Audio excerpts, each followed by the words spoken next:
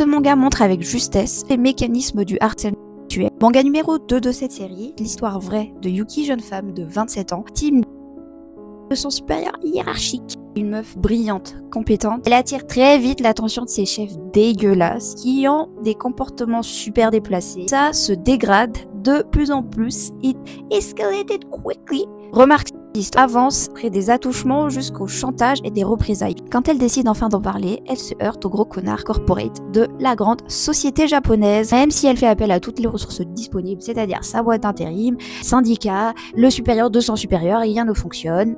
Elle n'a pas de quoi prouver, c'est juste sa parole contre son supérieur hiérarchique. Et elle, c'est qu'une petite femme qui voulait. Elle voulait. Tu sais les clichés qu'on a sur les femmes. Mais elle veut détruire sa carrière, mais elle est amoureuse. Dans les rapports de force, Yuki ne fait pas le poids. Forcément, depuis le début de Yuki n'allait pas bien, totalement. Psychologiquement, c'était dur. Il y a une très grosse pression sociale. Quand on est une femme, quand on est précaire, et c'est pas juste la petite dépression. Je suis triste. Déjà, il n'y a pas de petite dépression. C'est vraiment très très sombre. Ce manga nous montre à quel point les femmes sont seules, isolées socialement, face à ce genre de comportement. Plus, personne ne les croit. Elles se sentent coupables. Et c'est difficile d'en parler. Le manga montre le combat difficile des femmes et surtout la force nécessaire pour continuer le combat.